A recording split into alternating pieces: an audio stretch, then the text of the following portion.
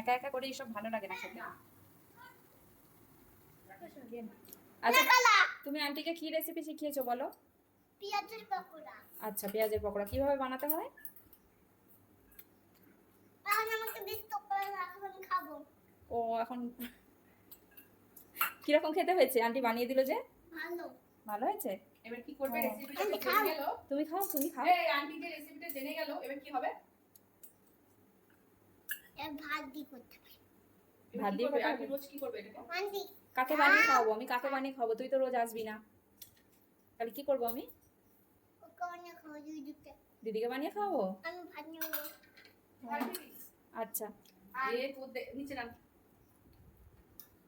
আর কতটা নিবি বল? আরেকটা অনেকটা মানে তুই তো খাসই না, এদিকে খাবে কি করে? দেখ কথা আরেকটু এখন খাবে? পেঁয়াজে খাবো। পেঁয়াজ আর খাবি না? তাহলে কি দিয়ে খাবি ভাত? আমার তো এখনো তরকারি হয়নি। হ্যাঁ মৃত্তিকা, ওইভাবে ভাত খাবে না। চপস্টিক দিয়ে ভাত খাবি? এনে এনে এনে ওইটা নেবো, ওইটা। ওই চামচটা নেবো, ওই চামচটা দাও, ওইটা বাচ্চাদের। বাচ্চাদের দাও। হ্যাঁ ওটা বাচ্চাদের, বড়রা নিয়ে খায় না ওটাতে। এবার শুধু ভাত? ভালো। পেঁয়াজটা আমি টুকরো টুকরো করে দিই। হ্যাঁ, খাও না। লঙ্কা দেয় দিলে।